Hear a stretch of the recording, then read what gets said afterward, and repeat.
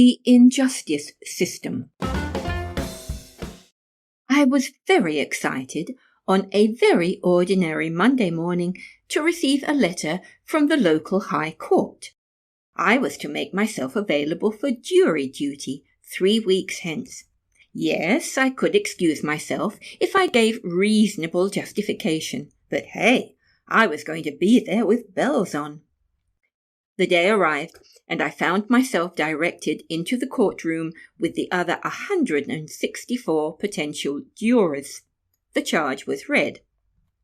It was alleged that a young man driving under the influence had caused the death of 2 elderly people.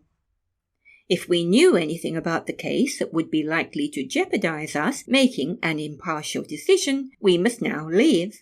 We were advised that if selected, we would be paid expenses and a per diem commensurate to the minimum daily pay wage. We were then read a list of all the witnesses that would be called both for the Crown and for the defence. If we knew any of them on a personal basis, we must notify the bailiff. The challenge and counter-challenge went on all morning, but yippee! Eventually I found myself part of the select 12. 8 men and 4 women. We were marched to the jurors' room in order to choose a foreman before the trial began. This was when the fun started.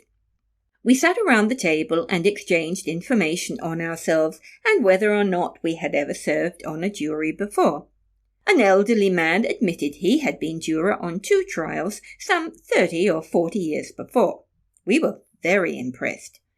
Then a stout grey-haired woman stood up. "Well, I reckon you should vote me as Boss Cocky. I've been on 2 juries myself, and more recent. I know what's what and can get the best deals for us."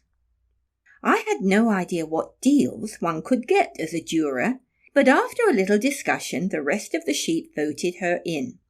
Boss Cocky immediately outlined her knowledge. "You see, there's no need to rush our decision. They has to pay us no matter how long we's in here. And I reckon we can get a good week, maybe 2 out of this little junket." One of the jurors said sulphurly that he earned far more than minimum wage as a builder, so he would be woefully out of pocket, but Boss Cocky was not deterred. "Well, it's about the rate I gets when I does me letterbox delivery, and it's a bloody sight warmer in here than when I'm out on me rounds, so I'm here for the long haul." As if to prove her point, she went to the side table, poured herself out a large mug of tea, grabbed 6 biscuits, and having fished out a crumpled softback thriller from her bag, sat back comfortably in the chair. "Now, we'll just get sandwiches today for lunch, can't be helped, but if enough of yous complains, then leave it to me and we'll be in one of the pubs across the road tomorrow." The bailiff came in a little later with a few formalities to impart. No telephone calls or notes sent to outside members of the public. If we felt sick, we could press the red button on the side table, and had we elected a foreman. "Yeah, that'll be me," said Boss Cocky, looking up from her book, and motioned him over so that she could confirm her name and address, and then sign the form to say that she had no prior knowledge of the case in hand. With the formalities out of the way, it was now lunchtime, and the much maligned sandwiches and instant coffee brought in. I began to be a little more enthusiastic about Boss Cocky. Immediately after lunch we were led back into the court. I was 4th juror from the right, 2nd row, and immediately recognized some of the shortcomings of the architecturally beautiful but chronically old courthouse. My back was in direct contact with the afternoon sun. In addition to making me feel nauseous, it was not conducive to encourage alert ruminations on what was transpiring out front, especially after the first couple of hours of legal mumbo-jumbo. It droned on, As one after another witness, experts, policemen, and bystanders were wheeled out to give testimony in dry, monotonous voices. Any glamour I had first thought associated with the trial went quickly out of the sun-baked window. I also became aware of another frustration. When anything vaguely of interest came to light, we were marched back into the jurors' room as inappropriate or conflicting evidence was given. We all became more and more curious as to what we were missing, and just as important, why. The next day, Boss Cocky's insistence on our dining situation gave us some light relief. At 1 o'clock, we were marched over the road 2 by 2 to the post office hotel for lunch. This was of particular interest, as the hotel had only recently been convicted of indecency and sexual discrimination. The reason was easy to see, as it was apparent that having paid their fine, the owner, managers of the pub, were simply going to ignore the charges. The girls behind the bar were still serving the beer topless. We tried to avert our eyes as we went past, but wow! I didn't know mammary glands could grow so big. After 4 days, the summation between prosecutor and defence brought the trial to an end. It was time to vote. By now I had got to know my fellow jurors reasonably well. They were a nice bunch of teachers, gardeners, and salesmen, etc. Of the 4 women, Boss Cocky stood alone. There was also a red-haired woman, Pam, whom I had recognised briefly as having a daughter of the same age as my youngest son, and in the same school. Naturally, we had befriended each other immediately. The 4th lady was minute and looked like an emaciated sparrow. Maybe she was anorexic because she spent a good deal of time in the loo. Nor was she overly communicative. Our first ballot was a secret one, covertly written on pieces of paper and handed over to Boss Cocky, who added her own to the pile. Result: 9 found the prisoner not guilty, and 3 found the prisoner guilty. There was little doubt that Boss Cocky was one of the 3. "'Cause I'm not saying I thinks either way," she said, pulling out her book again. "But we has to give him the benefit of the doubt." I was one of the other guilty voters, and knew from conversations that Pam was the other. Talk around the table began in earnest, as we did what jurors are meant to do. That is, go over the trial little by little and reconsider all the evidence. Pam and I spoke earnestly and apparently well, because an hour or so later a new ballot brought in a change. Now 4 people thought the prisoner guilty. We were forced to reconvene for another day whilst we regurgitated the evidence even more, and by midday the juices were running.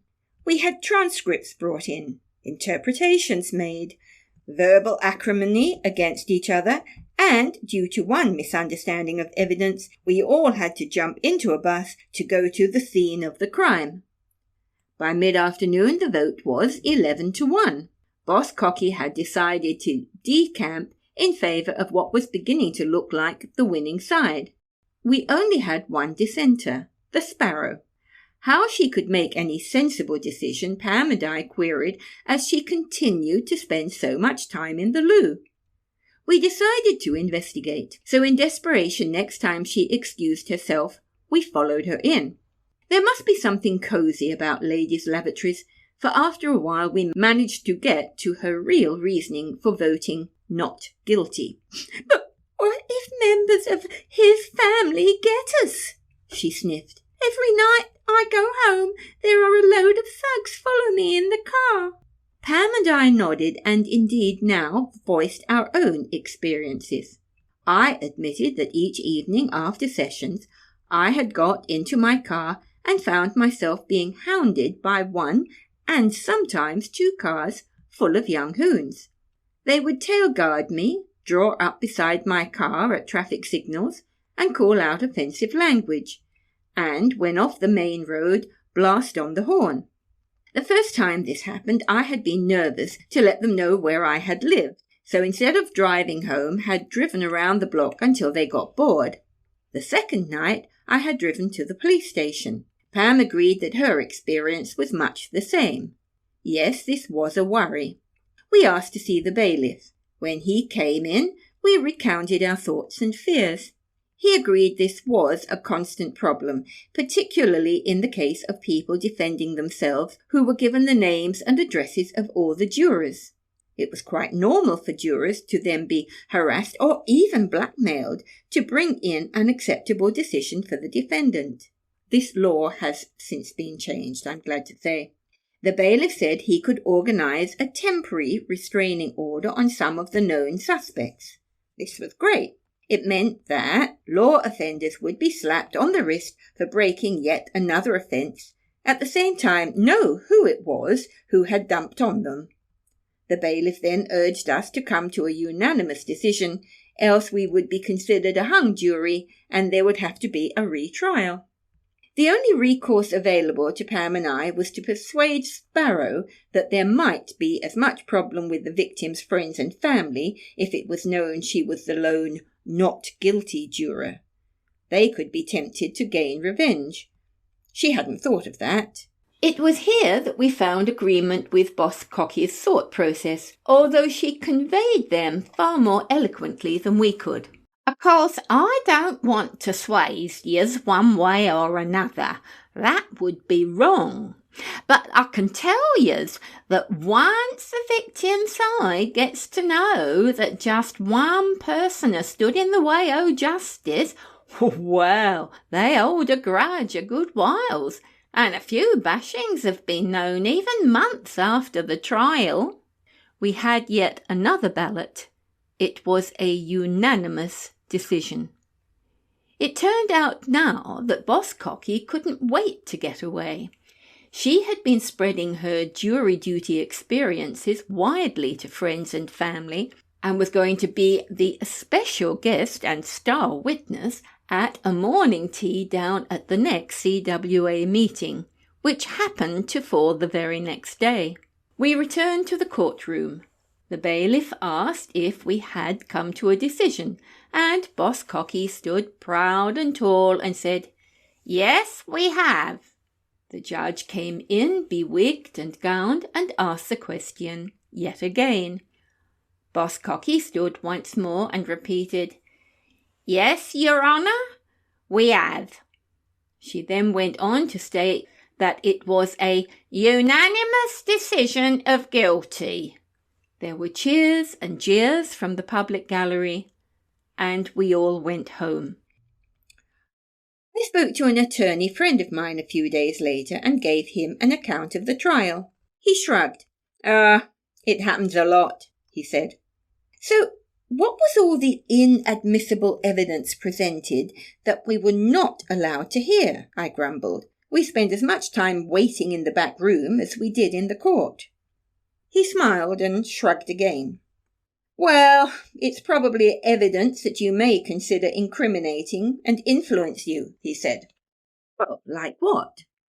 It turned out the young driver was not only underage, he was driving a stolen car, and had been driving while under the influence of drugs and alcohol. There were 6 other underage passengers in the car, all of whom were drinking. 4 of them had police records, including drink driving felonies where bystanders had been injured. In one instance, there had been a death, in which the current driver had also been involved. Oh, and he was currently on bail. Yep, I reckon that would have influenced me to consider him guilty. Though as it was, we had brought the verdict in without all that, but it could easily have gone the other way. Justice system or injustice system? I rest my case. Postscript. About this time I was friendly with a lovely lady called Polly. She was a big lady, a very big lady. I constantly tried to encourage her to lose weight. After all, she was morbidly obese. She would smile and shrug. "God works in mysterious ways," she would say. One day, she committed suicide. Why? It turns out a few years before, she had been the driver of a car that had been involved in an accident. 2 people had died. There had been an inquest. The driver of the other car had suffered a sudden heart attack and lost control, thus causing his and Polly's car to collide. She had been totally exonerated, but she had never got over it. Sometimes life just sucks. You have been listening to The Injustice System, written and recorded by Brianda Cross.